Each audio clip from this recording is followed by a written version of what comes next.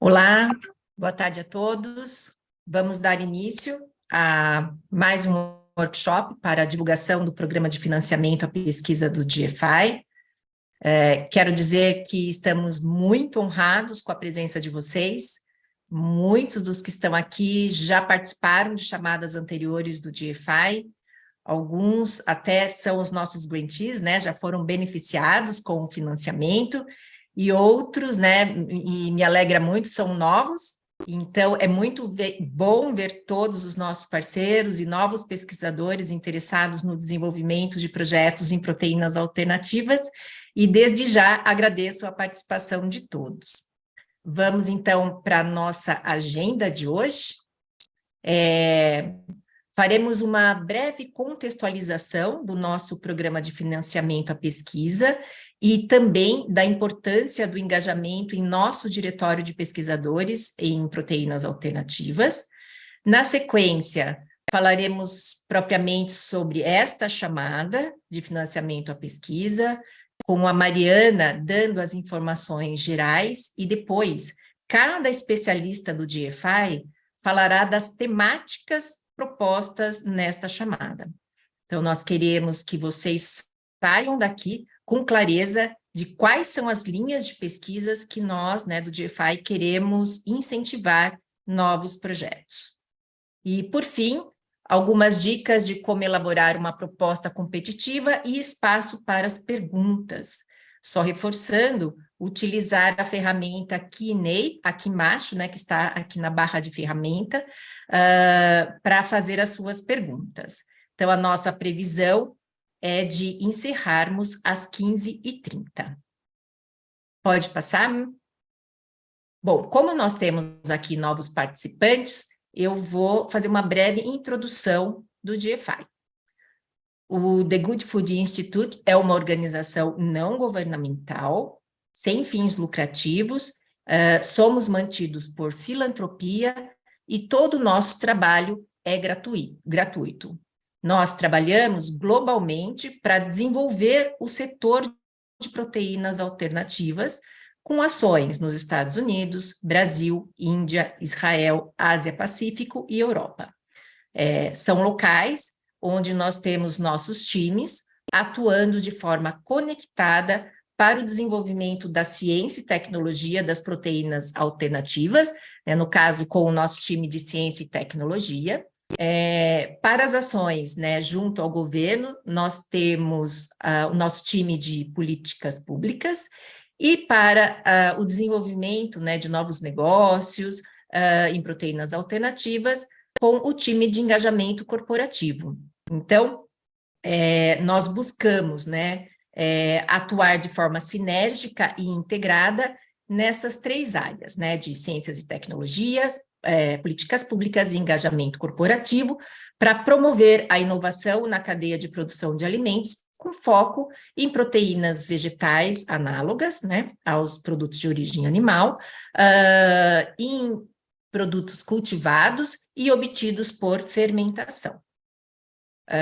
Próximo. Então, agora a gente vai para o nosso programa de financiamento, né, de pesquisa do GFI. Então, conhecer aqui alguns números, né, que nós já temos deste programa ao longo do tempo.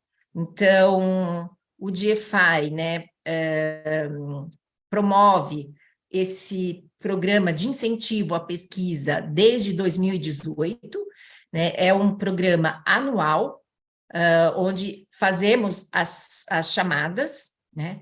Nós queremos, com isso, desenvolver e buscar, né, os melhores pesquisadores para crescer, criar entusiasmo e aumentar a visibilidade da rede científica global de pesquisadores em proteínas alternativas. Nosso objetivo é financiar pesquisas de acesso aberto e de alto impacto para o desenvolvimento da ciência e do mercado de proteínas alternativas. Aqui no GFI Brasil, nós temos dois programas, né? O programa global, que é o foco hoje dessa apresentação, e também o programa nacional, tá? Mas, só reforçando, a gente vai dar ênfase hoje no programa global, tá? Que é este que está sendo detalhado no workshop de hoje. Próximo. Então, dentro do nosso programa global, já foram aplicados quase 17 milhões de dólares em 102 projetos que estão aí sendo executados em 17 países. Os projetos, eles estão distribuídos em 3 áreas tecnológicas, nas 3 áreas, né, de atuação do GFI. Então, nós temos 53 projetos em carne cultivada, 39 com temas relacionados a plant-based e 10 projetos em fermentações. No Brasil, próximo, por favor. No Brasil, ao todo, nós temos em torno de 12 milhões de reais aplicados em projetos de pesquisas em proteínas alternativas. Claro que esse número é só os recursos, né, aportados aqui pelo GFI e por nossos parceiros. São, ao todo, 31 projetos, né? Destes, 11 são projetos do nosso programa global, tá? E 20 são projetos do programa nacional, que é o programa Biomas, né? O programa Biomas, não sei se todos conhecem, mas é o programa que nós desenvolvemos aqui nacionalmente para desenvolver novos ingredientes a partir das espécies nativas dos biomas Amazônia e Cerrado para aplicação em produtos plant-based. Então, os projetos que estão sendo desenvolvidos aqui no Brasil estão distribuídos em 15 diferentes instituições de pesquisas ao longo do nosso, no nosso país, né? Nós temos, então, 4 projetos de carne cultivada, 26 de plant-based e 2 de fermentação. Vamos conhecer um pouco, então, quem são esses nossos grantees, né? Que são os pesquisadores que foram contemplados com financiamento do programa global do GFI, que são 11 pesquisadores, tá? Então, o que eu estou apresentando são os que são contemplados pelo programa global e não pelo programa Biomas, tá? Então, os nossos primeiros grantees foram aqui a doutora Caroline Mellinger, da Embrapa, a doutora Ana Paula, da Embrapa, e a doutora Ana Carla Sato, da Unicamp.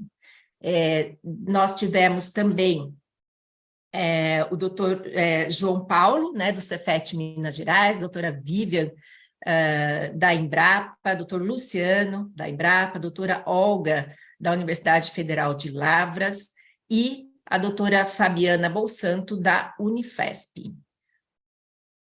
Também a doutora Fabiola Fogaça, da Embrapa, doutora Fabiana Bressan, da USP de Pirassununga, e, por fim, né, a doutora Paula Esperanza, da Proverde Processos Sustentáveis. Então, esses foram os nossos pesquisadores contemplados nos últimos programas de incentivo à pesquisa do GFI, e nós esperamos ter você aqui no próximo ano, tá? Eu vou passar para a Lorena, que vai dar continuidade aí falando do Diretório de Pesquisadores em Proteínas Alternativas. Boa tarde, pessoal. Que bom estar com a presença de vocês aqui hoje. Eu vim apresentar o Diretório de Pesquisadores de Proteínas Alternativas do GFI, que consiste em um banco de dados de pesquisadores interessados em colaborar com projetos relacionados ao setor de proteínas alternativas. O nosso objetivo é que essa seja uma ferramenta que ajude a promover a conexão e a colaboração interdisciplinar dentro e entre as instituições. À medida que esse banco de dados ele vai se tornando cada vez mais robusto, a gente espera que o diretório ajude vocês a encontrar parceiros de pesquisa e que também cientistas, empresas e estudantes e outros colaboradores em potencial também possam encontrar vocês como pesquisadores utilizando essa ferramenta. Além das parcerias, as vantagens do seu cadastro também incluem a divulgação de eventos promovidos pelo GFI e o recebimento da newsletter, porque o diretório tem uma newsletter o que a gente tem utilizado para dar visibilidade aos pesquisadores da área. Inclusive, uma das pesquisadoras em destaque está aqui na reunião de hoje, e, além disso, são dadas oportunidades, né? A gente fala sobre oportunidades, as últimas notícias do setor, então vale muito a pena. No slide seguinte, exatamente, aqui a gente tem o engajamento nacional dos pesquisadores brasileiros, que hoje representam quase 40% da comunidade global. Então, né, a gente já tem uma presença importante dentro dessa comunidade, mas a gente quer aumentar esse número e transformar o diretório num verdadeiro catalisador de conexões. Né? A gente pode ver aqui que os pesquisadores eles estão distribuídos em termos de campo de atuação, plant-based, carne cultivada, fermentação, e também no status do pesquisador como interessado ou ativo na área. Então, fica aqui o convite, façam parte dessa rede e eu espero ver vocês em breve cadastrados. Olá, pessoal, boa tarde a todos. Eu vou falar então um pouquinho agora, vou apresentar para vocês a chamada de financiamento de pesquisa do DFI de 2023, né? Nosso objetivo, então, desse evento. Então, eu vou passar aqui por alguns dados gerais da RFP desse ano, do Programa Global do Incentivo à Pesquisa. Como a Cris mencionou anteriormente, nós temos todos os anos o lançamento de uma chamada para financiamento. Agora, em 2023, nós teremos, então, essa chamada, esse edital, que será o único edital deste ano, pelo DFI Brasil, onde nós pretendemos financiar, então, 3,75 milhões de dólares para o financiamento das pesquisas, dentro do mecanismo Field Catalyst, que eu já vou falar um pouco mais para vocês sobre o intuito desse mecanismo de financiamento. Então, passando um pouquinho aqui por algumas informações importantes, as inscrições para propostas de pesquisas nesse edital vão até o dia 21 de setembro, né? Depois, as decisões, né? Todas as avaliações de pesquisa e os resultados, eles vão sair até o final do ano de 2023, e o prazo de contratação para essas novas pesquisas será de 90 dias. Então, vou falar um pouco com você sobre o mecanismo de financiamento do DFI, o Field Catalyst Grant, que é o mecanismo contemplado nesse edital, né? Esse mecanismo, ele concede oportunidades de financiamento direcionadas em tópicos científicos e tecnológicos de alta prioridade.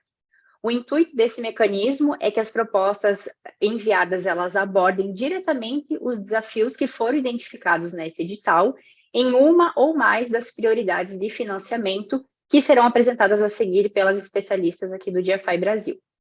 As propostas que não atendam a essas 4 áreas prioritárias que vão ser apresentadas, elas não serão consideradas para avaliação.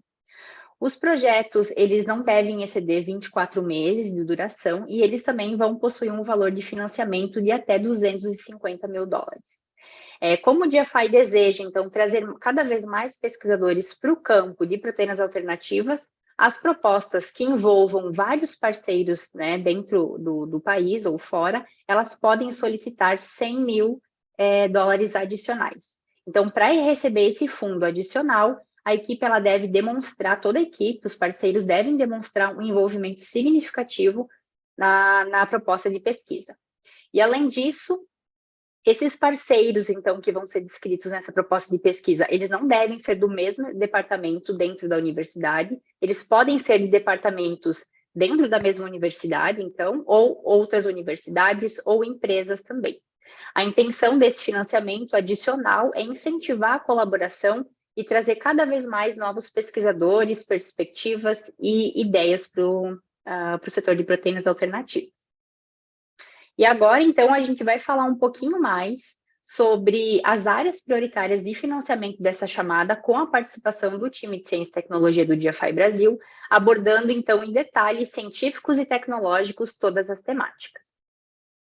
Então, agora eu passo a palavra para a Graziele, que é especialista de Ciência e Tecnologia do DFI, que irá apresentar a área prioritária A. Boa tarde, pessoal. Então, eu estou aqui para falar com vocês sobre essa área prioritária A, que é a extrusão 2.0, que é o aprimoramento da extrusão tradicional por meio da inovação de processos e avaliação dos mecanismos de texturização de proteínas. Então, acredito que o público que está aqui interessado nessa área prioritária já estão aí bastante familiarizados com a extrusão, mas apenas como uma forma de introdução, nós sabemos que a extrusão é um método de texturização mais popular para a produção de carne à base de plantas, seja ela a extrusão de alta ou baixa umidade, onde a de baixa umidade tende a ser muito mais usada do que a de alta umidade, mas ambas aí são realmente valiosas nesse campo. No momento, a extrusão tem uma produção atual de 500 kg por hora, que é muito melhor do que muitas outras tecnologias que podem ser usadas aí para a produção de carne à base de plantas. Mas, definitivamente, isso ainda é um ponto que pode ser muito melhorado. Além disso, a capacidade atual são capazes aí de formar extrusados de proteínas na ordem de dezenas a cerca de 100 micrômetros de fibras. Então, dentro da extrusora, a gente tem aí alguns parâmetros que podem ser modificados para otimizar essa parte de texturização e rendimento. Então, duas seções aí que podem ser destacadas são a seção do parafuso, onde pode haver um único barril ou uma extrusora de parafuso duplo, e isso pode alterar aí diversas propriedades dos ingredientes que são alimentados. Já a seção de matriz, ela ajuda aí a controlar a forma e a solidificar o produto.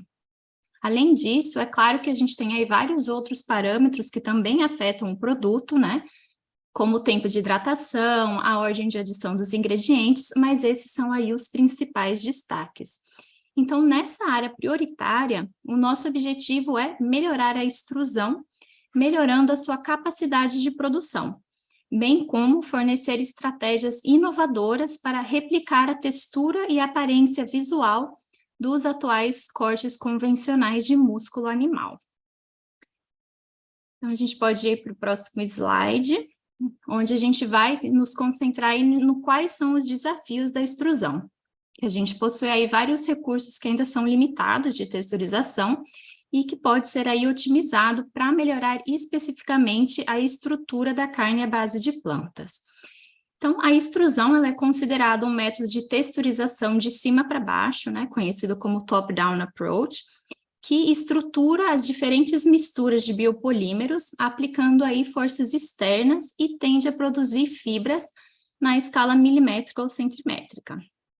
Ainda, né, essas estruturas elas ainda são muito maiores do que as fibras micrométricas que são encontradas nos músculos animais. E, além disso, como a extrusão ela tem aí muitos parâmetros que são acoplados uns aos outros, é muito difícil a gente conseguir elucidar como que as proteínas interagem entre si e com os outros ingredientes, né, sobre várias temperatura, umidade, as condições de cisalhamento mecânico. Já existem alguns esforços atuais que são aí excelentes, são muito bons exemplos do tipo de projeto que a gente está procurando aqui. Então, por exemplo, alguns pesquisadores, eles criaram um software que é acoplado com a matriz da extrusora, e eles estão aí otimizando a geometria e a matriz, e até mesmo aplicando matrizes rotativas para aprimorar a estrutura dessa proteína vegetal extrudada. Então, é exatamente esse tipo de pesquisa, né, que a gente está procurando, inovações nesse sentido que visam aprimorar a extrusão tradicional por meio da inovação de processos. A gente pode ir para o próximo slide, onde a gente vai falar um pouquinho sobre o que impulsionou, né, essa linha de prioridade. E é o fato da gente ter realizado alguns estudos aqui dentro do GFI, nos quais os resultados mostraram que a expansão da produção de carne à base de planta vegetal, com as atuais capacidades de extrusão, exigirá investimentos maciços em infraestrutura. Então, nós temos aí duas análises vinculadas aqui nesse slide, depois eu mando para vocês no chat, que eu sugiro que vocês deem uma olhada para vocês entenderem aí qual que foi a motivação para a escolha desse tópico. Então, por exemplo, aqui nesse gráfico, eu estou mostrando uma das análises que mostra que para a gente conseguir capturar 6% do mercado de carnes, isso exigirá um gasto estimado de 27 bilhões de dólares. Isso sem nem contar com as despesas operacionais, apenas com os gastos de capital para construir aí pelo menos 800 instalações com 2.000 linhas de extrusão em escala comercial. Então, a gente consegue ver aí que isso realmente é bastante capital, né, que é necessário para a construção dessa infraestrutura. Então, essa foi aí a principal motivação para essa área prioritária, para a gente conseguir solucionar essa questão. Então, o que nos leva a pensar o que mais que a gente consegue fazer, além de só adquirir mais equipamentos e construir essas instalações, o que a gente pode fazer para conseguir otimizar esse processo? Então, esses estudos, eles não estão levando em conta os potenciais avanços no processo de extrusão. Então, eles assumem aí que a capacidade que a gente conhece seria a mesma que a gente teria em 2030. Então, aqui vale a gente pontuar como que a gente pode abrir nossa mente e pensar como que a gente consegue aumentar o rendimento para a gente conseguir aí diminuir essa estimativa de 27 bilhões de dólares. Então, recentemente, a Clestro, ela publicou um documento, né, muito motivador, onde elas mostram aí que a matriz de capacidade de produção é de até 12 mil quilogramas por hora. Então, se você lembra lá daquele primeiro slide que eu mostrei, que a capacidade era de 500 quilogramas horas, a gente vê aqui que a gente já tem aí quase que duplicado esse valor. Então, é esse tipo de inovação que a gente está procurando, e a gente está vendo que esses avanços eles já estão acontecendo, e, novamente, aí eu só recomendo dar uma olhada nesses estudos aí para ver alguns exemplos de como a gente pode aprimorar. Então, vamos seguir aí para o nosso último slide, que está falando aí o que a gente procura nas nossas propostas. Então, é importante que a gente deixe aí bem claro como que a sua abordagem ajudará a melhorar as extrusoras para produzir a carne à base de plantas com a paridade organoléptica com os produtos de origem animal convencional. Ou como que a sua proposta vai ajudar a tornar o processo de extrusão com um rendimento mais alto. Então, propostas bem-sucedidas, elas articularão como o melhoramento do processamento de extrusão ou análise mecanística por meio de um novo método será endereçado. Então, propostas aí que estão focadas no uso dos métodos tradicionais de extrusão para análise das proteínas vegetais ou outros ingredientes, elas não serão aceitas sem essa explicação. Quais as proteínas vegetais e ingredientes que serão avaliados? Como que será demonstrado a escalabilidade aprimorada, então as características sensoriais, funcionais ou nutricionais do produto final, e também que vocês mencionem qual que é o principal desafio previsto para escalar essa metodologia. Então, aí é que vocês podem ser bem realistas, né, porque todos nós pesquisadores sabemos como que às vezes as coisas dão errado, então vocês podem nos dizer o que pode dar errado e qual que será o seu plano de ação para mitigar esse desafio. E, além disso, né, a gente adora aí propostas que definem a viabilidade do processo. Então, dessa forma, alguns pontos de bônus serão dados para as propostas aí que demonstrarem a viabilidade de inovações de processamento de extrusão em escala piloto e que incluam um ciclo de vida ou uma análise técnico-econômica da metodologia de processamento. Agora eu vou passar aqui a palavra para a Amanda, que vai falar aí para a gente da nossa segunda área prioritária. Boa tarde, pessoal, tudo bem? Meu nome é Amanda, eu sou especialista de Ciência e Tecnologia no GFI e trabalho especialmente na área de carne cultivada e vou falar um pouquinho sobre a área prioritária B. Pode passar, Mari. Bom, a área prioritária B, ela está intitulada como desenvolver ferramentas e conhecimento para promover a proliferação e diferenciação de células de frutos do mar. Nessa área prioritária, a gente está buscando propostas que possam nos ajudar a superar desafios relacionados à falta de informação sobre células de pescado, né, de peixes e de frutos do mar. Um dos grandes desafios que existem para quem quer fazer uma pesquisa com esse tipo de célula é que a gente tem uma quantidade muito pequena de informações na literatura científica sobre células de frutos do mar em geral e de pescado em geral. Por exemplo, a gente sabe muito pouco sobre biologia de células-tronco de alguns peixes, de crustáceos e de outros animais dessa categoria, digamos assim. Ao passo que a gente tem muita informação sobre, mais informação, né, sobre células de mamífero, principalmente aqueles que são modelo experimental. Então, a gente tem muita informação a respeito desse tipo de célula, mas temos poucas informações a respeito de células de pescado e frutos do mar. Além disso, a gente tem ali uma série de características, pensando no cultivo de células desses animais, que podem tornar a pesquisa com células de peixe e frutos do mar mais, digamos assim, mais complexa, mais difícil de se executar. Essas características são algumas aqui, por exemplo, listadas no lado esquerdo do meu slide, que são, por exemplo, tempo de duplicação de célula de peixe geralmente é maior, né, em comparação às células de mamíferos. Enquanto uma célula de mamífero vai proliferar ali em algumas horas, células de pescado às vezes vão levar até dias para poder fazer um ciclo de proliferação. É muito comum que as células de peixe elas diferenciem espontaneamente na cultura, né? Então, você não tem muito tempo hábil para proliferar aquelas células em grande quantidade. Além de outros exemplos ali que eu coloquei também nos quadradinhos da esquerda. E para piorar, né, essas dificuldades relacionadas às características do cultivo desse tipo de célula, a gente também tem um número limitado de ferramentas científicas para fazer experimentação com esses tipos celulares. Então, dando um exemplo assim mais genérico, a gente não tem, por exemplo, muitos anticorpos que possam funcionar em células de pescado, como a gente tem anticorpos que funcionam em células de mamíferos. Então, você tem algumas limitações experimentais para trabalhar com esse tipo de célula.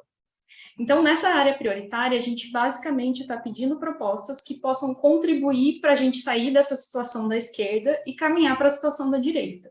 Então, em que a gente tenha os cultivos mais estabelecidos, que a gente tenha linhagens de células de peixe com tempo de duplicação menor, que a gente consiga ali no cultivo ou otimizando a célula, impedir, né, ou limitar essa diferenciação espontânea entre vários outros aspectos que vão no final, tornar o cultivo de células de pescado, de frutos do mar, mais facilitado, digamos assim.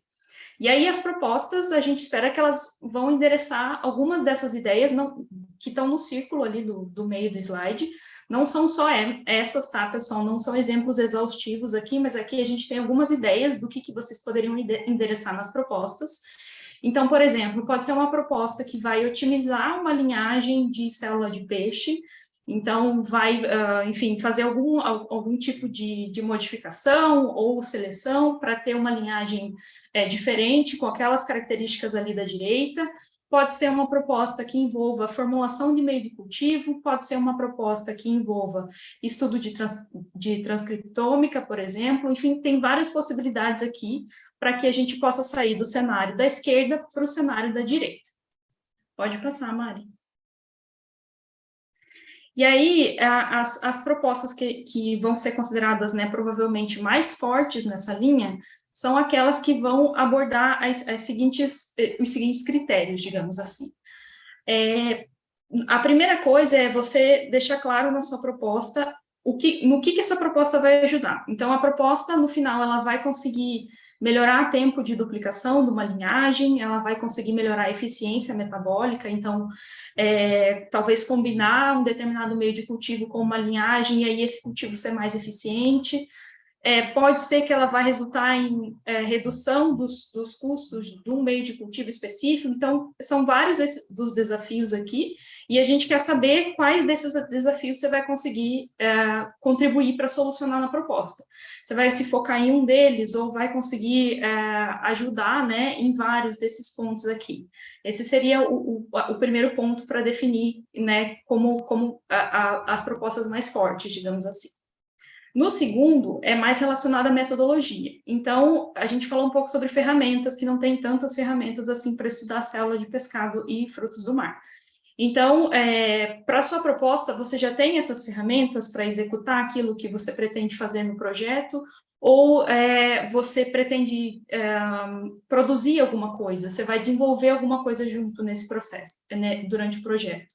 E caso você venha a desenvolver alguma coisa, você tem alguma ferramenta ou você tem algum plano para compartilhar com os pesquisadores? Então, por exemplo, se você desenvolver uma linhagem nova, você tem algum plano para distribuir essa linhagem, para compartilhar essa linhagem com outras pessoas? O GFI sempre valoriza quando tem maior número de pesquisadores digamos assim, favorecidos por aquele projeto. Então, por isso, a gente fala de propostas com várias pessoas colaborando e que também os resultados do projeto cheguem em mais pessoas. Então, esse é um pouco do intuito dessa linha aqui, né? E, por último, é uma definição de qual ou quais espécies você escolheu e por que você escolheu essa espécie. Eu acho que eu já vou aproveitar para responder uma pergunta que estava no Q&A, que a gente pode sim receber propostas que incluam organismos de água doce, não tem um impeditivo para isso. Além disso, a gente pode considerar abordagens que sejam comparativas, então pode ser que você faça uma proposta que tenha ali uma célula de pescado com uma célula de mamífero. A gente pode receber propostas desse tipo, mas o foco é, né, principalmente peixes, água doce ou marinhos, né, e outros frutos do mar.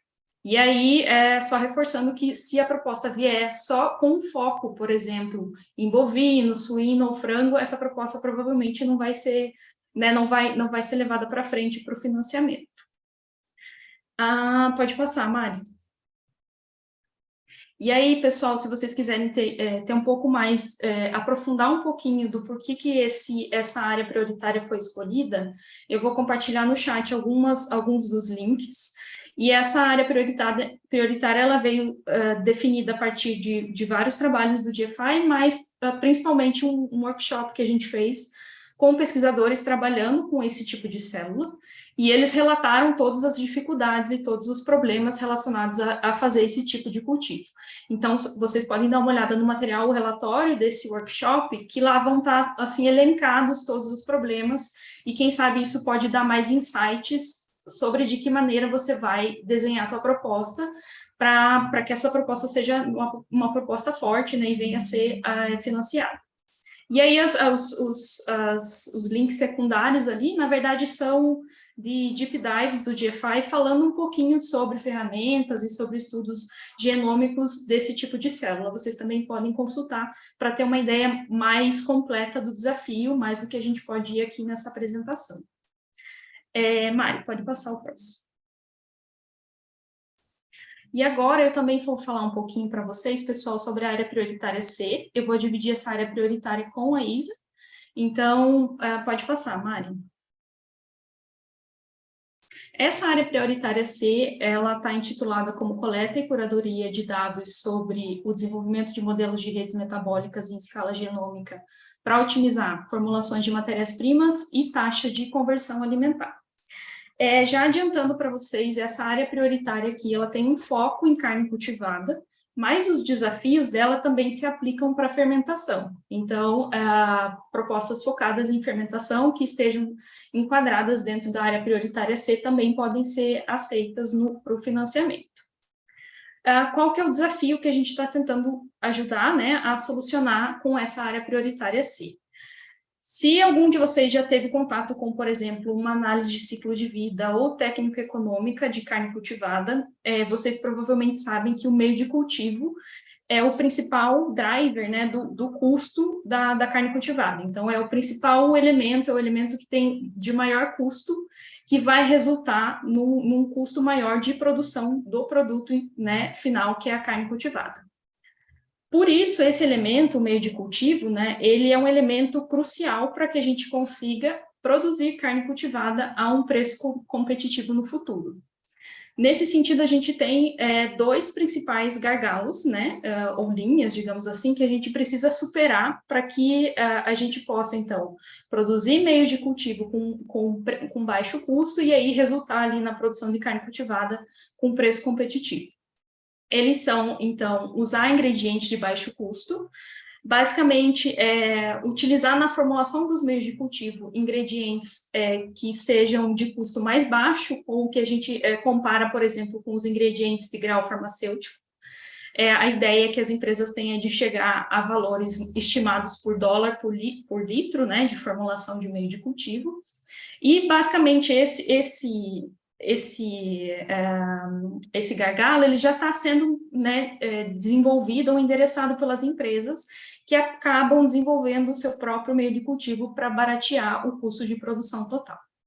O segundo é o uso de uma menor quantidade de ingredientes. Esse é um problema, é uma situação mais complexa, porque a gente está falando aí de um problema que precisa ser endereçado, talvez, para células específicas, para tipos de animais específicos. Basicamente, esse problema aqui, ele se converte, né, usando a própria palavra que eu vou falar em seguida, em implicação na taxa de conversão alimentar. Então, taxa de conversão alimentar, basicamente, pensando nos animais, né, é o quanto de recursos o animal ingere para o quanto de carne esse animal vai produzir. Para a carne cultivada, a gente está pensando em quantos gramas de ingredientes vão estar no meio de cultivo para o quanto de carne cultivada a gente vai conseguir no final. Então, quantos gramas de ingrediente para 1 quilo de carne cultivada. E isso, como eu falei, é mais difícil porque eles vai ter que ser adequado, provavelmente, ao tipo de célula e produto final de cada empresa. Pode passar, Mari. E aqui, na verdade, é só para dar um pouquinho mais de noção de por que a taxa de conversão alimentar é importante. Essa tabela que eu estou compartilhando aqui é de um estudo recente, publicado no começo desse ano, também com colaboração do GFI, em que foram modelados 3 cenários de uso de meio de cultivo para produzir carne cultivada, usando dados de empresas.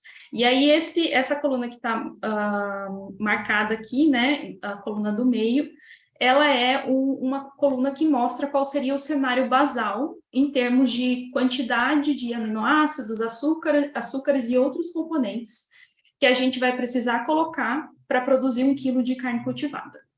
Então, basicamente, o que esse estudo mostra é que, para a gente produzir 1 quilo de carne cultivada, considerando o cenário basal, a gente teria que utilizar de 600 a 800 gramas de produtos sólidos, né, de insumos sólidos. A boa notícia a respeito desse estudo é que, se a gente considerar esse cenário basal, a taxa de conversão da carne cultivada ficaria 3 vezes mais eficiente do que a taxa de conversão do frango convencional, que é o animal que tem a melhor taxa de conversão entre os animais que são produzidos, né, para alimentação convencionalmente. Porém, se a gente chegar a um cenário em que que é a terceira coluna ali, o high median cenário, em que você tem que usar uma quantidade maior em gramas, né, de insumos para produzir o meio de cultivo, isso pode significar, aí pensando do ponto de vista de impacto ambiental, em até 241% de aumento da pegada de carbono da produção de carne cultivada. Ou seja, a gente precisa otimizar os meios de cultivo para que a produção de carne cultivada seja de fato, tenha de fato um menor impacto ambiental em comparação à carne convencional.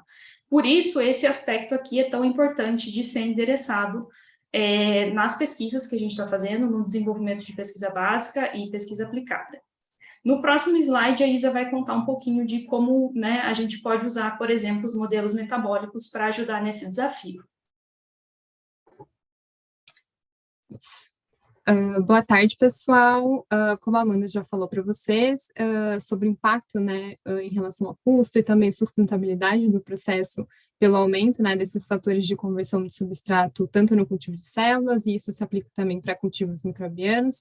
Agora a gente vai falar um pouco sobre propostas de solução. Então, para formular meios e usá-los com eficiência, é sempre necessário que a gente conheça, compreenda, né, profundamente os requisitos metabólicos da célula, e uma maneira de entender, né, o metabolismo celular é justamente criar um modelo metabólico em escala genômica, né, que a gente chama de GEM, que é um modelo matemático que é capaz de mapear o metabolismo celular, incluindo fluxos metabólicos, de metabólitos e gargalos, né, das vias metabólicas da célula.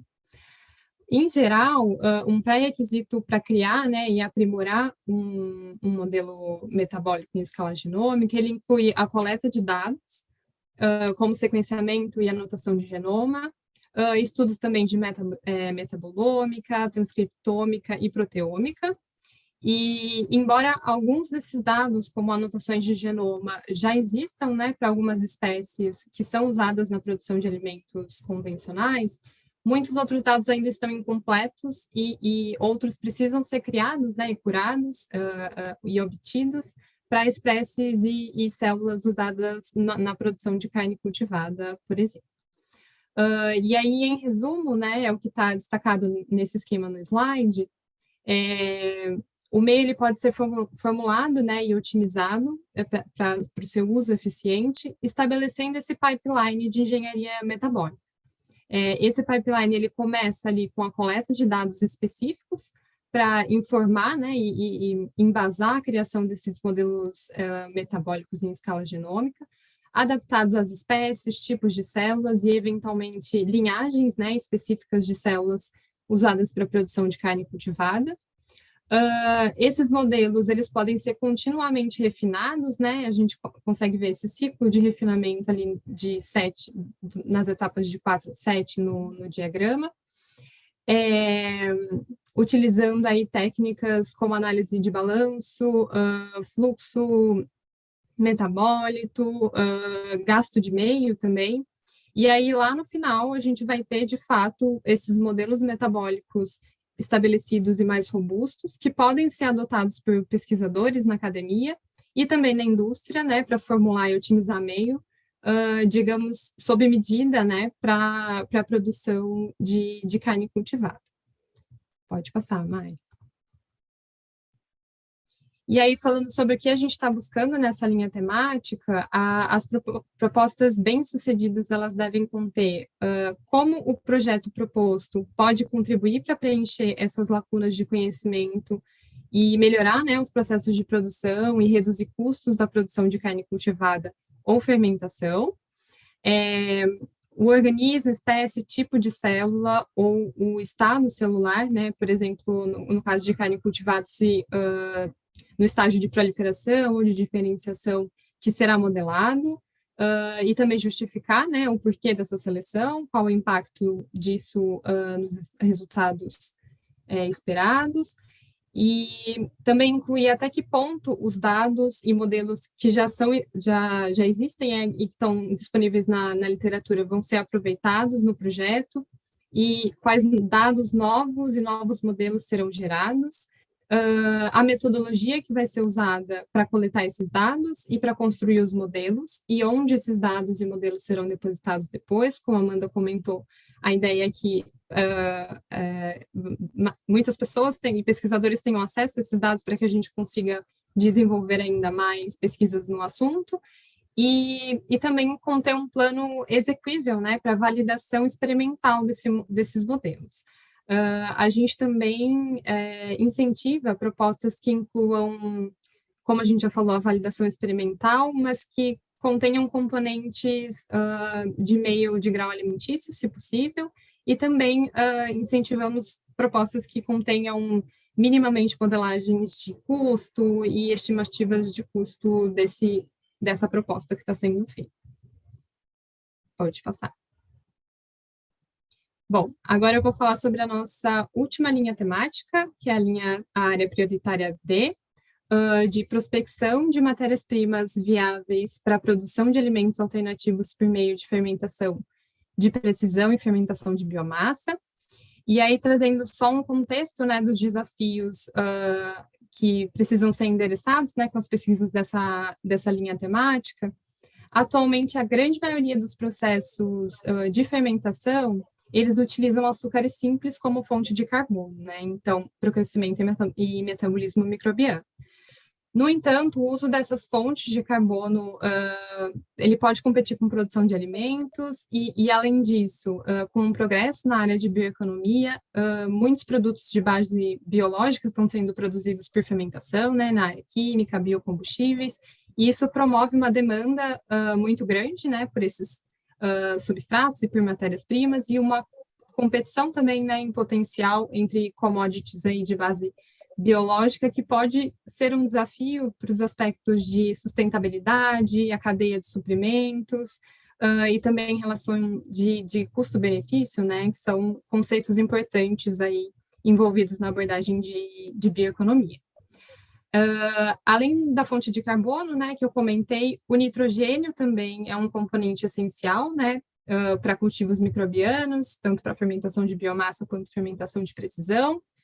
E a maioria das fontes de nitrogênio que existem no mundo, né, que são utilizadas, ele existe na forma de amônia, que é criada pelo processo Haber-Bosch, e esse processo de fabricação ele requer metano e tem um alto gasto energético também, e existe então um desejo de desacoplar a produção de proteínas alternativas de uma fonte de nitrogênio que seja tão intensiva, né, em pegada de carbono e gasto energético.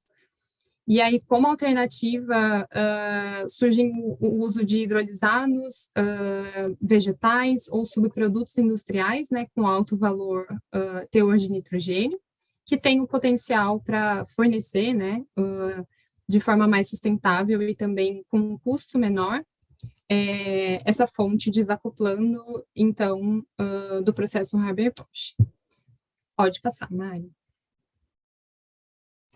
Bom, porém, existem alguns desafios, né, específicos para prospectar novas matérias-primas para a produção de proteínas alternativas e, na verdade, produção de alimentos, né, e ingredientes por fermentação, que é ligada aos aspectos de segurança, né, dessas matérias-primas e segurança do produto final, né, especialmente o uso de subprodutos e resíduos, né, rejeitos de produtos agrícolas, podem conter, por exemplo, toxinas microbianas, como a aflatoxina, ou compostos tóxicos, como o furfural, podem ser gerados, né, no processo de obtenção dos hidrolisados, que são fermentados depois.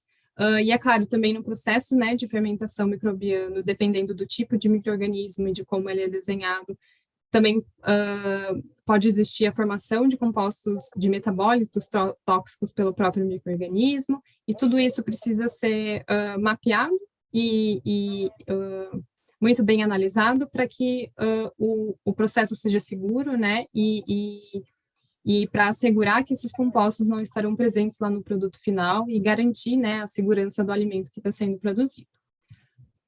Pode passar, Mari.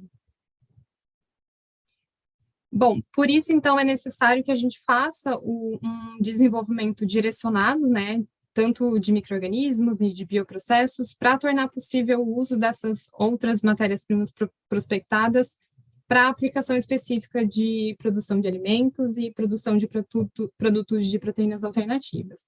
E aí, pensando em seleção de micro-organismos, pensar em micro-organismos que conseguem metabolizar outros açúcares além de glicose, como polissacarídeos, amidos, pentoses, ou ainda micro-organismos que sejam capazes de crescer em outras fontes de carbono, né, e metabolizar, por exemplo, álcools, acetatos, metano, CO2, e produzirem, né, tanto biomassa microbiana quanto ingredientes específicos para proteínas alternativas num processo eficiente.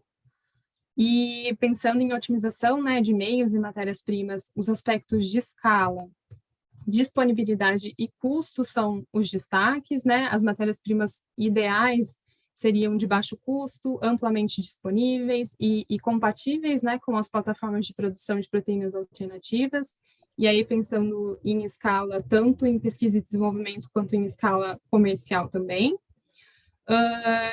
E também pensar em abordagens de bioprocessos que permitem, como a gente falou, a produção de proteínas alternativas com segurança, né, do aspecto de segurança de alimentos, a partir, né, de fermentação microbiana, com essas novas matérias-primas prospectadas. Então, podem ser tanto os micro-organismos, utilizar micro-organismos que consumam esses compostos tóxicos que estão disponíveis, ou propor um pré-tratamento, ou um processo que reduza ou elimine a presença desses compostos para que ele não esteja no produto final, ou condições de cultivo diferentes que não propiciem a formação desses metabólitos tóxicos, por exemplo. Enfim, são algumas ideias, né, de propostas que podem ser abordagens utilizadas.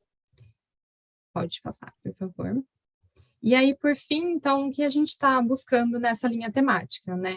As propostas, elas devem conter qual micro-organismo e matéria-prima será testado, caracterizado e desenvolvido, o potencial, né, do bioprocesso que foi desenvolvido, que será desenvolvido na obtenção de produtos alimentícios seguros, né, derivados de fermentação, as vantagens de preço, sustentabilidade e disponibilidade dessa matéria-prima em relação às que já estão descritas na literatura e as que já são utilizadas, porque a ideia é prospectar novas fontes, né? Também trazer evidências de compatibilidade entre o micro-organismo que será utilizado e a matéria-prima que foi escolhida. E, por fim, quais são os desafios, né, técnicos e biológicos associados com essa utilização e, claro, endereçar de qual forma, né, que essa proposta vai superar esses desafios, ou tentar superar, né. A gente também encoraja, nessa linha temática, que as propostas demonstrem a viabilidade de utilização dessas matérias-primas em condições relevantes de fermentação, em escalas piloto, se possível,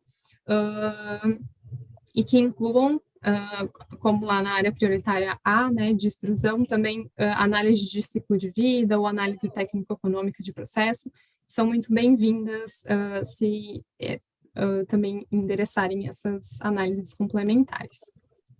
E é isso, agora eu passo para a Cris para dar algumas dicas sobre propostas competitivas. Ótimo, Isa, muito obrigada.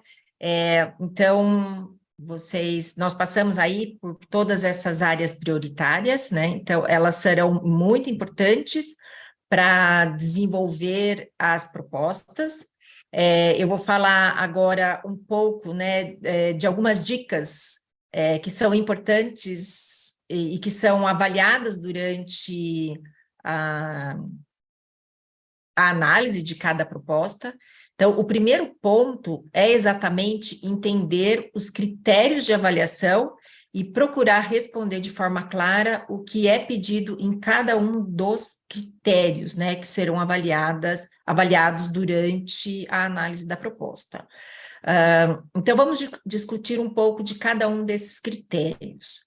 O primeiro é justamente, né, o alinhamento científico, né, ou a excelência científica da proposta. Então, o quanto a proposta responde aos desafios estabelecidos nas áreas prioritárias, né? Por isso que a gente quis dar um enfoque hoje nessa apresentação, né, no detalhamento das áreas prioritárias, para que a proposta, né, esteja realmente alinhada a essas temáticas, né, a essas linhas que aqui foram discutidas. Mas pode ter, de repente, uma proposta que não esteja diretamente ligada a essas áreas temáticas apresentadas? Pode, porém, né, precisa ser muito bem justificado e, de certa forma, você precisa endereçar uma das áreas prioritárias, né? Então, o quanto mais alinhada com as áreas prioritárias, maiores são as chances de aprovação, tá? Então, outro ponto que é importante nesse alinhamento científico é o quanto a proposta está na fronteira do conhecimento ou é realmente inovadora. Então, como eu disse logo no início, né, esse é um programa global, né, e a proposta, ela precisa ter clareza em quais são os avanços científicos, né, que serão gerados e precisa evidenciar o diferencial do que se tem atualmente. Então, por exemplo, se tem algo sendo pesquisado lá na Índia, né, digamos assim, ou na China, ou nos Estados Unidos, digamos assim, e você quer reproduzir aqui no Brasil, você quer fazer uma pesquisa parecida, né? Então, ou você traz qual que vai ser o diferencial, né? Tem que ter um diferencial, porque se for similar, não adianta, que não vai ser aprovado, tá? Então, é preciso demonstrar o avanço, o diferencial daquilo, do status, né, atual, né, do que se tem hoje em cada uma das temáticas aqui que foram discutidas, tá bom? Então, para ter uma boa pontuação neste quesito, né, de alinhamento científico, é importante gastar um tempo para entender profundamente a área prioritária. Na verdade, você não precisa entender das 4 áreas prioritárias, né, porque são temáticas bastante distintas, mas sim entender profundamente da área prioritária que você vai estar submetendo a sua proposta, né? E entender exatamente quais são as expectativas de projetos nestas áreas para o DFI. Então, as próprias especialistas aqui do DFI colocaram vários links, né, para que vocês se aprofundem, né, em cada uma dessas áreas. Então, eu realmente reforço para que vocês gastem um tempo para se aprofundar e entender e alinhar muito bem a sua proposta com os desafios especificados, né, com as áreas prioritárias aqui colocadas.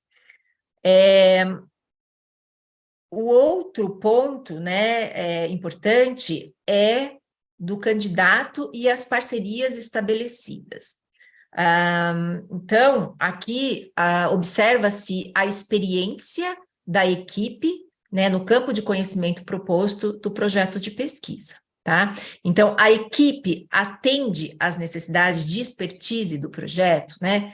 Então, é importante exemplificar, né, com resultados já alcançados, né, com publicações já realizadas, que permitem evidenciar a qualificação tanto do PI quanto dos colaboradores, ou seja, de todos os membros da equipe. E também descrever sucintamente, né, a expertise de cada membro da equipe e citar a função de cada um no projeto. Tá? Então, e também, né, analisar se há coerência entre a expertise do time com as atividades propostas no projeto, né? Então, você tem um pesquisador que tem uma expertise e ele vai ter uma função completamente fora da área de expertise dele no projeto, não faz sentido. Então, é importante ter essa coerência, tá? E se você fazendo essa análise, né, percebe que há pontos de fragilidade na sua equipe, buscar parceiros, né, para fortalecer justamente a equipe, né, para que seja fácil de evidenciar, então, o potencial da equipe no desenvolvimento do projeto proposto. E como foi falado anteriormente, né, nós incentivamos fortemente, né, propostas de cientistas que ainda não receberam nenhum financiamento do DFI no passado, né, então há um valor a mais para projetos, né, que tragam parceiros que ainda não foram contemplados com financiamento do DFI. E, então, eu acho que vale a pena, né, olhar e estruturar essa equipe, né, com parcerias pode ser de departamentos diferentes, de universidades diferentes, para que seja realmente uma equipe forte para o desenvolvimento do projeto, tá bom? Com relação ao impacto esperado, esse é um critério importantíssimo, né? É preciso ter clareza dos impactos que os resultados da pesquisa trarão para o avanço da produção de produtos de proteínas alternativas. O possível impacto tem que ser descrito abordando, né? Podem ser os critérios de qualidade do produto, ou então com relação ao custo de processo, né? Então, se haverá impacto no preço, né? Ou no custo final do produto, ou no aumento da produção, né? Ou na redução dos custos do processo. Vocês devem ter observado que na descrição das áreas prioritárias, né, nós tivemos diversas das áreas prioritárias com esse enfoque, né, de redução de custo, de aumento de produção, né? Então, esses são realmente tópicos de interesse. E se o seu projeto, né, está relacionado com esses tópicos, é importante mostrar qual que vai ser, né, o possível impacto realmente, então, ou na produção ou no custo do produto, tá? Também, se o seu projeto, né, vai ter impacto para a qualidade do produto, então, se vai melhorar a textura, vai melhorar sabor, né, características de qualidade do produto. Tem que deixar isso evidenciado, claro, na proposta. Também, nesse item, são avaliados como será feita a contribuição para a comunidade científica, né? Então, como esses resultados serão compartilhados com a comunidade científica, é preciso descrever, né, como será feito esse compartilhamento dos resultados. E também, né, nesse critério, né, de impacto, se for possível, né, colocar qual é a relevância do seu projeto para a indústria, né, para resolver desafios relacionados a indústrias, né, e também se há um caminho claro para que a pesquisa avance, né, e chegue até a indústria, né, se são processos e tecnologias viáveis para a indústria, né, tanto é que algumas aí das áreas prioritárias traz a necessidade, né, de uma avaliação técnico-econômica, né, para entender se as tecnologias propostas são viáveis aí para o processo industrial, tá? Então, é importante evidenciar quais serão todos esses possíveis impactos, né, seja no produto final, né, para a comunidade científica e também para a indústria. Por fim, né, dentre os critérios de avaliação, tem-se o planejamento do projeto. Então, nós vamos procurar entender o quanto o projeto proposto é execuível, né? Se o tempo, a equipe e os recursos são compatíveis com os desafios que se busca solucionar, né? Não adianta querer colocar um desafio extremamente abrangente num tempo que não é coerente, ou uma equipe ou recursos que não são coerentes com os desafios, né, com a solução proposta, tá? Então, observar bastante esses aspectos. Também, né, se os objetivos estão claros, né, se há uma lógica, ou seja, se há coerência nos objetivos propostos com os desafios que se busca solucionar, né? De repente, você se coloca lá numa área prioritária e vai verificar que os objetivos propostos não estão alinhados, né? Então, é preciso ter essa coerência, né, entre os objetivos e toda a estruturação da proposta, né? Também se há correlação entre os objetivos e os impactos esperados. Então, todos esses pontos, né, visam justamente entender o quanto a proposta está bem planejada, bem estruturada, tá?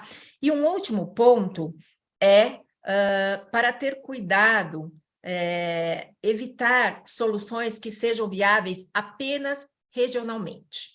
É preciso pensar globalmente, tá? Para esse, né, a gente está nesse programa, é um programa global, tá? É interessante pensar em soluções que sejam viáveis em outras partes do mundo. Então, evitar utilizar, por exemplo, espécies nativas do nosso bioma, tá? Que faz sentido só aqui no Brasil, ou uma matéria-prima que só existe aqui no Brasil. É claro que eu vi uma pergunta aqui no chat, né, falando sobre a utilização de fungos da Amazônia, se eu não me engano, na área prioritária C, né? Então, assim, é fungo da Amazônia? Tá, mas você consegue, né, se ele trouxer um bom resultado, eu consigo que seja aplicável em todo o mundo, né? Trazer uma solução que seja viável para qualquer parte do mundo realizar? Sim, ok, então pode usar, apesar de ser da Amazônia, né, mas ele pode ser replicado em todo o mundo, faz sentido. Mas, se de repente é uma matéria-prima que só tem aqui no Brasil, em determinada região, e que você não consegue dar escalonar, né, não faz sentido nesse programa global de incentivo à pesquisa do GFI. Tá? Então, cuidado com esse ponto e, de qualquer forma, toda a nossa equipe aqui de Ciência e Tecnologia está à disposição para tirar dúvidas de vocês. Pode ser aqui no Q&A, ou até mesmo em reuniões solicitadas aí com a nossa equipe, tá bom? Eu vou passar agora para a Mariana, para irmos para as últimas partes aqui do nosso workshop. Com você, Mari. Obrigada, Cris. Então, agora a gente vai passar para uma etapa, né, de abordar um pouco algumas dúvidas frequentes, né? Talvez sejam dúvidas comuns entre vários aqui presentes, dúvidas que a gente sempre recebe. Então, talvez o que eu vou falar aqui agora na sequência pode já sanar as dúvidas que vocês tenham desse edital. Então, fazendo aqui um pouco menção ao que a Cris abordou anteriormente, ela já falou um pouco aqui dos critérios de avaliação, de que forma que, né, você pode montar uma proposta mais competitiva dentro dos critérios que serão avaliados pela equipe do GFI na escolha das propostas. Então, a gente tem que ter atenção realmente a esses tópicos aqui, eles estão descritos no edital também. Então, só recapitulando, é necessário que a pesquisa ela tenha um alinhamento científico, né, que ela seja bem embasada, que a adequação da metodologia proposta, né, que tem uma adequação, né, para obter o impacto e para alcançar os resultados que vão ser propostos nessa pesquisa, que a proposta seja bem descrita, né, que todos os impactos esperados estejam muito claros dentro dessa proposta de pesquisa. Por exemplo, quais são as contribuições com a comunidade científica, se possui alguma relevância comercial, então que isso esteja muito claro dentro da proposta de pesquisa, que não seja de difícil entendimento, digamos assim. Se esse projeto ele também apresentou um bom planejamento, se ele tem uma linha lógica das etapas, se essas etapas e essa sequência, né, de experimentos, digamos assim, ele vai ser suficiente para alcançar os objetivos que foram descritos no início da proposta, se vai ser suficiente para conseguir obter os resultados esperados no final. E também quanto à capacidade da equipe, né? O quanto essa equipe e esses parceiros envolvidos nos projetos, eles são bem,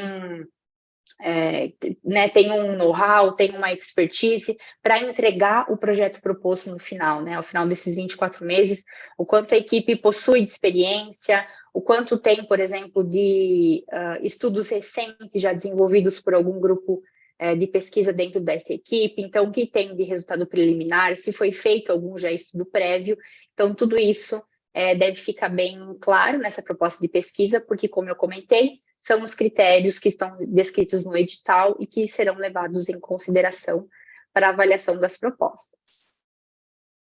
Em relação ao financiamento, né? Então, o que o GFI não financia? O GFI ele não financia pesquisas que envolvam estudos com insetos, com seres humanos também, pesquisa de mercado, pesquisas que envolvam estudos de preferência do consumidor e análises do ciclo de vida. Eu só deixei uma colocação aqui nesse último tópico que, em relação à análise do ciclo de vida, nós não aceitamos projetos onde o foco principal é ciclo de vida. Mas, como as meninas já comentaram anteriormente, nós temos duas temáticas, né, como na área prioritária A e D, em que o estudo do ciclo de vida, ele complementará a pesquisa. Então, o que a gente não financia aqui são pesquisas onde o objetivo principal ou o único foco da pesquisa seja a análise do ciclo de vida. E quem é elegível, então, para se candidatar ao Programa Global de Incentivo à Pesquisa do GFI? Então, pessoas de qualquer setor, tá? Seja da academia, governo, indústria, organizações sem fins lucrativos, instituições de pesquisa, né? E pessoas também de qualquer país ao redor do mundo. Então, se você também é da indústria, de alguma outra organização, né? Você também pode enviar a sua proposta para esse edital. Eu vou passar aqui em algumas informações adicionais, algumas outras perguntas frequentes que aparecem também, a respeito de como que funciona, né, a relação entre GFI e pesquisador, o que acontece durante a pesquisa.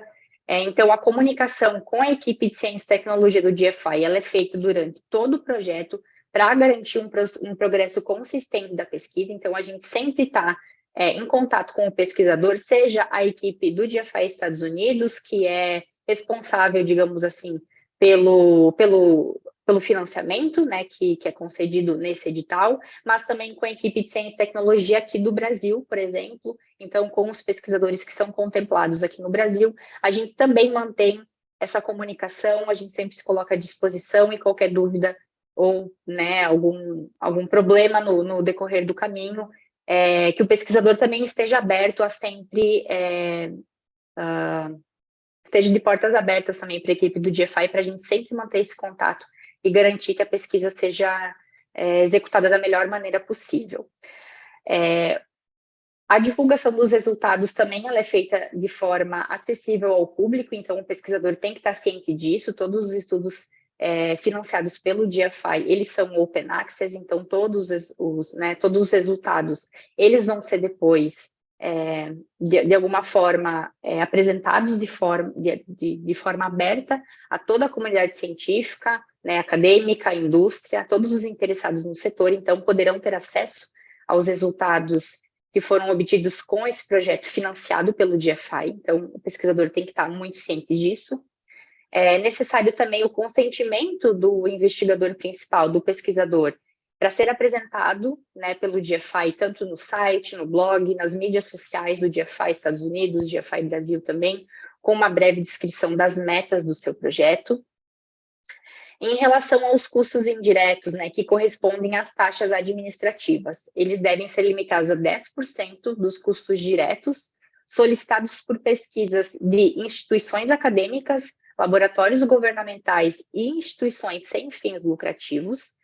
E, no entanto, os projetos que forem solicitados por pesquisadores de empresas com fins lucrativos, essas propostas não podem incluir nenhum custo indireto dentro do seu orçamento.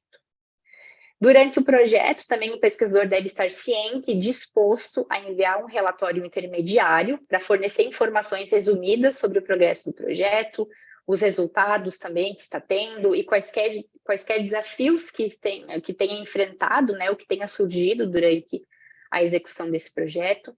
E também, após 30 dias de conclusão do projeto, deve ser entregue o relatório final, escrevendo, então, os resultados do projeto, as possíveis próximas etapas que esse estudo pode ter e o relatório final de despesa de como esses fundos, né, como esse financiamento, eles foram utilizados durante esses meses todos.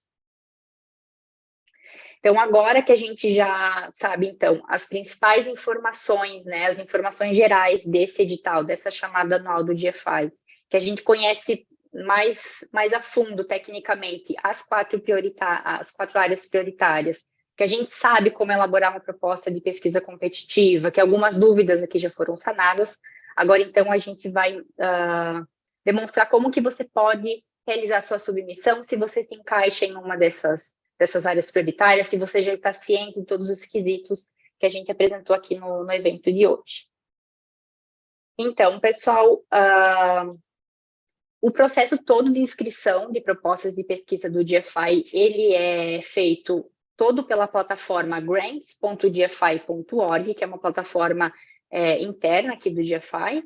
Então, lá nessa plataforma, você realiza todo o seu processo de inscrição, é necessário fazer um login antes, se cadastrar nessa plataforma, fazer o seu login, senha, e lá dentro você vai preenchendo, então, com os seus dados, contatos, informações importantes, a proposta em si também, preenchida dentro dos campos. É possível também anexar documentos, cartas, fluxogramas, imagens, tudo que você acha que seja necessário para endereçar a sua proposta de pesquisa. A plataforma, ela é bem didática, ela tem os passos, né, cada um dos passos, é só ir seguindo, preenchendo os campos. Você pode fazer também o seu login, iniciar a submissão e voltar em outro momento para continuar a submissão, então você vai salvando e pode continuar em outro dia. E o passo a passo em cada uma dessas etapas de inscrição, nós passamos por isso, nós fizemos toda essa demonstração de uma inscrição no ano passado, no workshop do ano passado. Esse workshop ele foi gravado, então ele está disponível no canal do YouTube do GFI Brasil. Então, se você tem qualquer dúvida do passo a passo para fazer toda a submissão dentro da plataforma do GFI, você pode acessar a gravação do workshop do ano passado, no canal do YouTube do GFI Brasil, ou também entrar em contato conosco. A gente está disponível nesses 2 e-mails, o Research Grants do GFI Estados Unidos e o ciência@gfi.org aqui do GFI Brasil. Então, a gente está até dia 21 de setembro, que é o prazo final, a gente está disponível, se vocês tiverem qualquer dúvida em relação à inscrição, à submissão, aos campos que devem ser preenchidos, mas é muito fácil. A plataforma ela é muito didática e bem fácil de ser utilizada. Então, agora nós iremos passar para o espaço de dúvidas adicionais, então, que vocês foram enviando durante esse evento, né, pela plataforma do Q&A. Nós iremos abrindo aqui as perguntas e nós vamos respondendo, então, conforme elas forem surgindo.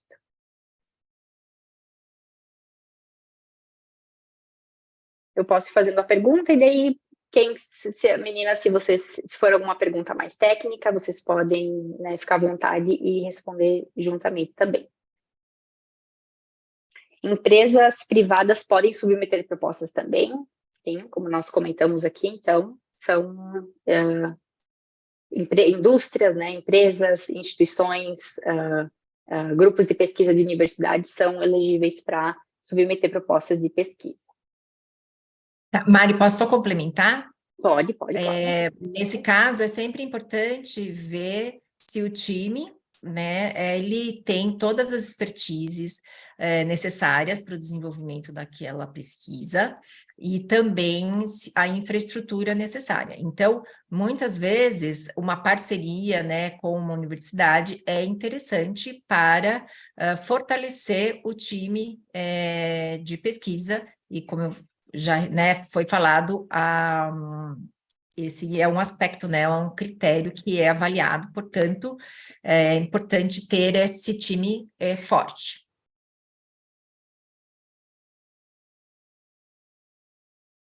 A próxima pergunta, acho que a Cris já respondeu também durante a apresentação dela, sobre uma proposta de pesquisa competitiva, que pergunta se seria interessante projetos com foco em avaliar fungos da Amazônia. Então, como a Cris comentou, prioritariamente nesse programa global de incentivo à pesquisa, a gente deve pensar um pouco mais globalmente em soluções que atendam, né, pesquisadores e pesquisa de todas as partes do mundo. Grazi, Mari, mas eles estão... a pergunta também quer saber se encaixaria na área C? Essa temática, né, se encaixa na área C. Então, se a Amanda e a Isa puderem complementar. Eu entendo que se encaixa mais na linha temática D, mas sempre lembrando que, como a gente está falando de mecanismos específicos, a gente tem que endereçar o ponto específico da área temática D também, que é a prospecção de matéria-prima. Então, é bem interessante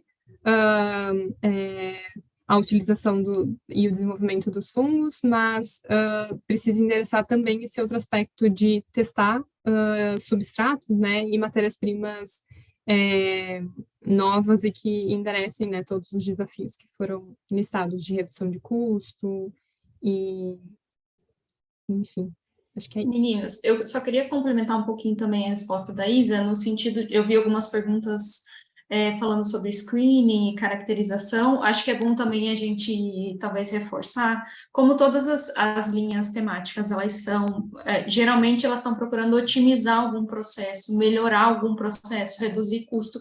Então, se a proposta for muito focada só em caracterizar, se o foco principal for o caracterização ou screening, é mais difícil dela ser aprovada dentre as várias propostas que a gente vai receber. Então, sempre buscar endereçar o desafio principal e ser, como é que eu posso dizer, ser ousado na proposta. Se a gente ficar pensando muito só na caracterização, enfim, geralmente não é aprovado, né? Então, fica assim como uma recomendação geral para fazer uma proposta que abranja mais do desafio e seja um pouco mais ousada e não tão conservadora assim. A próxima pergunta sobre a área D, trabalho em design de bioreatores e otimização de condições de processo, e se eles entram na área prioritária D. Vamos repetir um pouco o que a gente já falou. Pode entrar como uma das coisas e um dos requisitos, e uma das coisas que está sendo desenvolvidas, mas é necessário que abranja, como a gente falou também, a prospecção e desenvolvimento e, né, análise, né, de matérias-primas alternativas ao que a gente já tem disponível. Então, a gente indica, talvez, fazer uma parceria com outros pesquisadores ou pessoas que tenham atividades complementares e expertises complementares para que a proposta seja mais encaixada na linha temática D. Certo, obrigada, Isa. Aproveitar, tem mais uma da área prioritária D, se screening de novos micro-organismos que utilizam fontes alternativas de carbono poderia ser incluído como proposta na área prioritária D.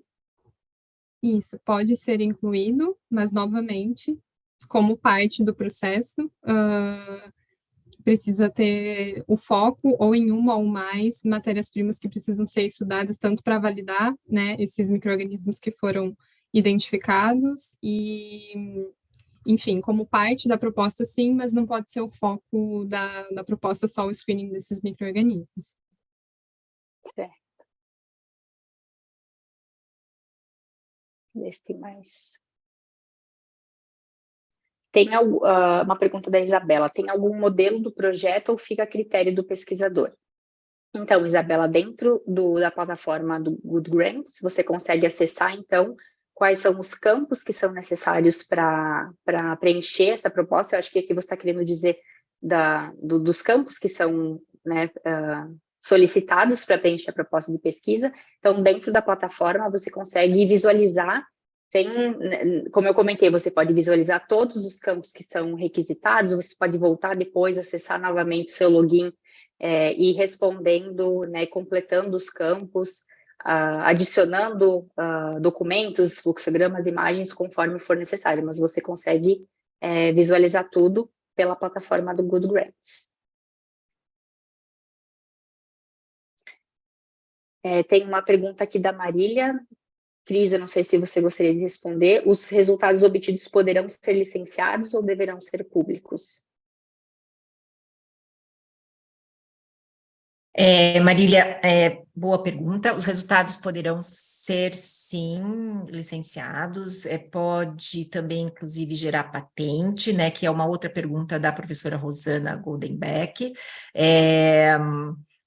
e também, né, devem ter publicação de acesso aberto. Então, assim, você pode publicar os resultados, mas não necessariamente o ativo, né, gerado durante o projeto de pesquisa, né, o qual, então, depois pode ser fonte de licenciamento no futuro, havendo empresas interessadas, e também podem ser patenteados caso seja viável, né? Isso. Outra pergunta aqui, eu sou professor nos Estados Unidos, eu posso mandar um projeto em parceria com uma instituição brasileira e sem parceria com a instituição brasileira? Então, esse é um edital global, né? Você pode sim mandar uma proposta com colaboração com algum grupo de pesquisa com o Brasil, ou também sem, né? Só com colaborações dentro dos Estados Unidos, mas nós adoraríamos, então, que você tivesse colaborações com grupos de pesquisa aqui no Brasil, com toda certeza. Aí, Mari, só lembrando que depende, né? Se ele fizer uma submissão nos Estados Unidos, todo o contrato vai ser feito assim, com a instituição, né, nos Estados Unidos, e você pode ter parceiros em outras partes do mundo, mas daí tem que o repasse de recursos, né, daí não cabe ao DFI, e sim à instituição que está fazendo a gestão do recurso. Então, é preciso pensar nessa situação também. Próxima pergunta do professor Luciano. O professor Luciano já é o nosso grantee aqui no DFI. Ele pediu se ele poderia, então, submeter uma nova proposta como PI, se ele já tem uma proposta aprovada e contratada, né? Então, professor, como PI, você não poderia submeter porque você já tem, né, uma proposta de pesquisa sendo financiada pelo DFI, você pode estar dentro do grupo de pesquisa, mas nós aconselhamos que tenha outro pesquisador como investigador principal dessa proposta de pesquisa durante esse processo de avaliação, mesmo que o seu projeto, né, ele iria se encerrar até durante esse prazo de contratação do novo projeto. Então, para que seja, digamos assim, mais garantido, você pode sim estar dentro desse grupo de pesquisa, né, dentro dessa lista de pesquisadores dessa nova proposta, mas seria melhor que outro pesquisador estivesse como investigador principal nesse caso.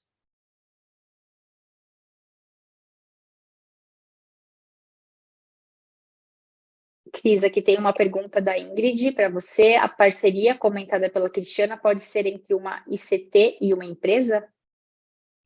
Sim, pode ser, Ingrid, pode ser sim. É só importante ter a clareza do papel de cada um no desenvolvimento do projeto. E as responsabilidades, né, de cada um no desenvolvimento do projeto.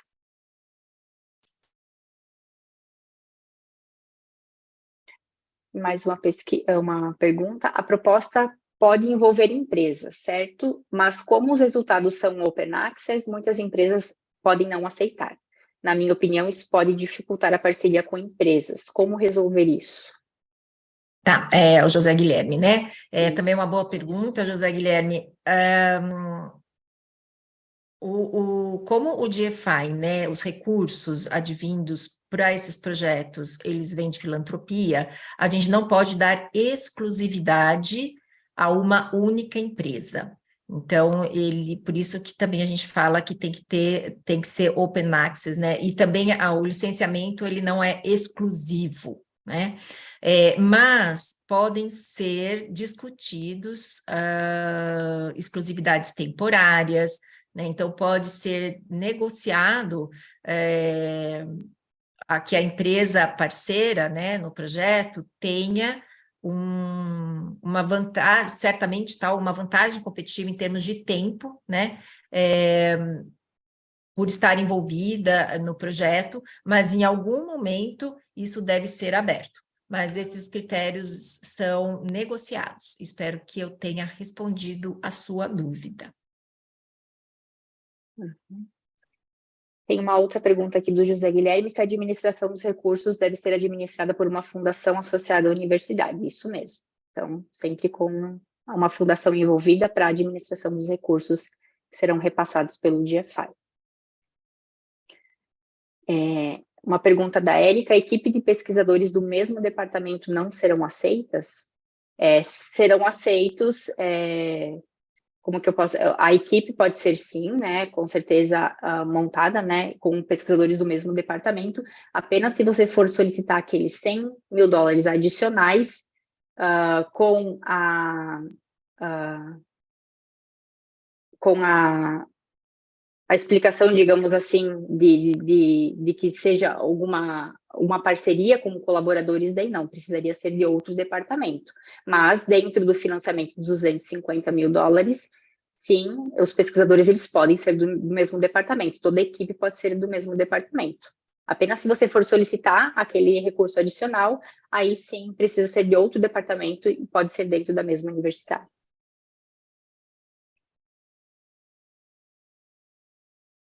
A proposta pode abranger mais de uma área prioritária? Sim, a proposta poderia, né? Mas só frisando aqui que durante o processo de inscrição você vai precisar delimitar, né? Escrever sua proposta dentro de uma das áreas prioritárias. Ela pode abranger né, algum desafio tecnológico que esteja descrito em outra área prioritária, mas a sua pesquisa, a sua proposta, ela vai estar inscrita dentro de uma das áreas que você escolher durante o seu processo de submissão na plataforma. Uma pergunta da Ingrid: existe alguma orientação para contrapartidas? Cris, você saberia responder essa? Não há nenhuma orientação com relação à contrapartida, seria de empresas, né? Se for uma contrapartida financeira de uma empresa. Não tem nenhuma orientação em termos de percentuais relacionada à contrapartida de empresas. E a última pergunta da Jaqueline: existe uma tabela de valores de bolsas para equipe, pós-doc, etc., a ser seguido? Não temos modelo, né, de limitação de valores em questão de bolsas, né? A gente, como é um programa global, né, mas a gente não tem um valor específico, mas nós recomendamos que sejam utilizados as tabelas CNPq, por exemplo, que tem aqui no Brasil, né, como parâmetro. Isso. Então, pessoal, só voltando aqui para finalizar com todo mundo. Eu deixei aqui, então, os nossos contatos, né, do Research Grant Program do GFI Estados Unidos, e também o e-mail do ciência@gfi.org, que é do nosso time aqui do GFI Brasil.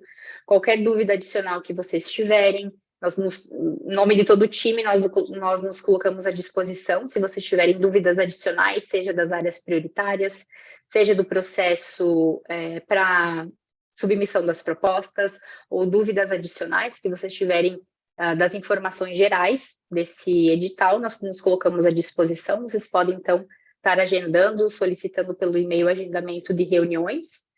E seria isso da nossa parte. Agradecemos muito a participação de todos vocês nesse evento. E lembrando que esse evento ele também foi gravado e estará disponível no canal do YouTube do GFI Brasil em breve.